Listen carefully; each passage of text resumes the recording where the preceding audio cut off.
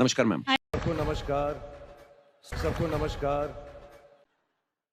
जो मेरा अस्सलाम वालेकुम सत श्री अकाल केम छो नमस्कार का जो एक तरीका है, जिसने इन सबको पैदा किया, जो आपके पीठ में से बोल रही है, जो मेरे पीठ में से सुन रही है, जो मेरे अंदर से बोल रही है और इन सबके पीठ में से सुन रही है, उसी को अल्लाह ताला कहते हैं। वही बोल रहा है, वही सुन रहा है और उसी के कहने के मुताबिक हम यहाँ तक पहुँचे हैं। तो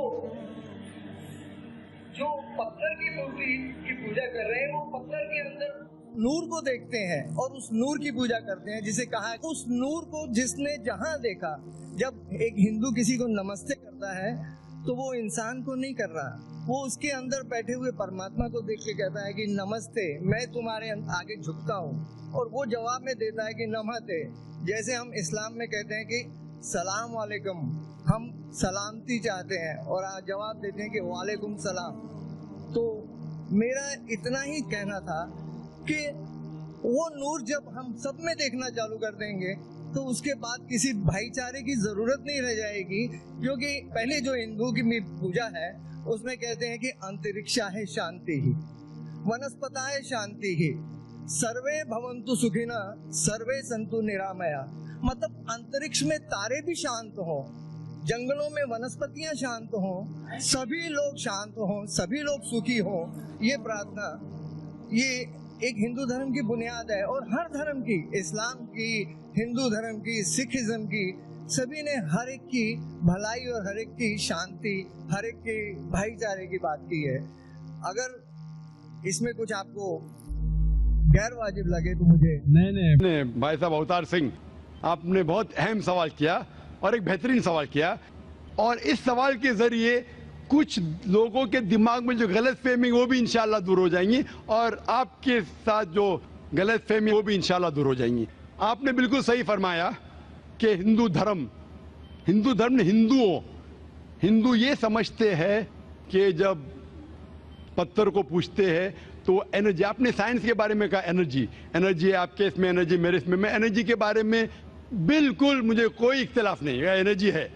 लेकिन ये कहना कि ये एनर्जी अल्लाह है, ये एनर्जी खुदा है, ना कुरान में लिखा है ना वेद में लिखा है। पॉइंट नंबर 1, ये आपकी गलत फहमी है कि ये एनर्जी खुदा है। कुरान में लिखा है कि उसके जैसा कोई नहीं है, there is nothing like it, वलम यकुल लहू कुफुवन अहद, उसके जैसा कोई नहीं है। यही चीज बाइबल में लिखा है, there is nothing like unto it in the haven above, in the earth beneath, in the water beneath the earth. भगवान के जैसा मुमकिन ही नहीं, कोई भी चीज आसमान में हो, धरती पे हो, जमीन पे हो, ना कंकर, ना पत्थर, ना मूर्ति। वो लिखा है वेद में, ना तस्य प्रतिमा अस्ति, उस भगवान का कोई अक्स नहीं, कोई पेंटिंग नहीं, कोई फोटोग्राफ नहीं, कोई मूर्ति नहीं। तो ये लिखा है धार्मिक किताबों में, लेकिन धर्म के मानने वाले अपनी आसानी के लिए तब्दील कर रहे हैं। मिसाल के तौर पे आप सपोज बिजनेसमैन हैं, आप एक कंपनी के मालिक हैं, आप एक अपना पुराना उसूल, किस तरीके से कंपनी चलना चाहिए, उसूल से चलते आ रही है। आपके कोई नई मैनेजर आते उसूल को बदल देते हैं, आपके उसूल के खिलाफ काम करते, बोलते क्या ये और बेहतर होगा, इससे मुनाफा ज्यादा होगा। आपके उसूल है कुछ, आपके उसूल होंगे कि मैं ईमानदारी से काम करूं, आपके मैनेजर के उसूल होंगे ईमानदारी को छोड़ो, पैसे ज्यादा कमाने का। आपको जब पता चलेगा आपका मैनेजर आपके उसूल को तोड़ रहा है, बोलेगा मालिक ज्यादा पैसे मिलेंगे, रिश्वत दो। आप उससे सहमत है? आप बोलेंगे ज्यादा पैसे छोड़ो, मिलते क्या नहीं मिलते, रिश्वत देना हराम है। तो इस तरीके से अल्लाह ताला ने बुनियादी बातें कह चुकी है किस तरीके से उस ईश्वर की इबादत करना। अभी इंसान अपनी गलतफहमियों में अल्लाह ताला खुदा ईश्वर की बात छोड़ के खुद के तरीके से इबादत करने लगते हैं, और हम क्या कर रहे हैं, उस अजीम खुदा को गाली देते हैं। हम कहते हैं कि खुदा ने बेटा जना, अस्तगफुरुल्लाह। हम खुदा को उस मूर्ति में ले आते हैं, जब लिखा हुआ है श्वेताश्वेतर उपनिषद में, यजुर्वेद में, ना तस्य प्रतिमा अस्ति, उस ईश्वर की प्रतिमा नहीं है, हम मूर्ति बनाते हैं। مثال کے طور پہ اگر میں کسی کو مدد کرتا ہوں اور اگر وہ شخص مجھے جانتا نہیں ذاکر کیسا دکھتا ہے، مثال کے طور پہ شری لنکا میں میں ایک اسٹوڈنٹ کو مدد کرتا ہوں، روز 10,000 روپے بھیجتا ہوں، اس کو پتا نہیں ذاکر کے ساتھ کیا کرتا ہے، وہ کاکروچ بناتا ہے، کاکروچ، اور روز صبح کو بولتا ہے ذاکر شکریہ۔ جب مجھے پتا چلے گا اس نے مجھے کاکروچ بنایا، کیا مجھے خوشی ہوں گی؟ بھلے وہ مجھے کچھ خالی دل میں کہتا تھا ذاکر شکریہ کافی ہے، شکریہ نہیں بھی کہتا تھا چل جاتا تھا، لیکن مجھے کاکروچ بنایا، انسان سے کاکروچ بنایا۔ مجھے فرق پڑے نہ پڑے، وہ تو بیوقوف بن رہے نا، کیسا بیوقوف انسان ہے۔ مجھے بھلے فرق نہ پڑا، میں دیالو، جان دینا مجھے کاکروچ میں کیا فرق پڑا، میں بولوں گا کیا بیوقوف انسان ہے، کیا بیوقوف انسان ہے کہ کاکروچ کے سامنے جھک رہا ہے۔ تو اسی طریقے سے خدا نے ہر مذہبی کتاب میں دکھایا ہوا ہے کس طریقے سے اس کی عبادت کرے، کس طریقے سے اس کی بات مانے۔ ہم آتے ہیں اور اپنے طریقے سے سوچنے لگتے ہیں انرجی از گاڈ، کہاں نہیں لکھا انرجی از گاڈ؟ آپ نے بالکل آپ کے سوال کا جواب خود آپ نے دیا۔ آپ نے ایک مثال دی کہ ہندو لوگ کہتے ہیں نمستے، نمستے کا لفظ کدھر سے آتا ہے؟ آپ کو شاید پتا ہوگا، نمستے آتا ہے ادم نممے سے۔ ادم نممے مطلب میں آپ کے سامنے جھکتا ہوں، میں آپ کی عبادت کرتا ہوں، ادم نممے۔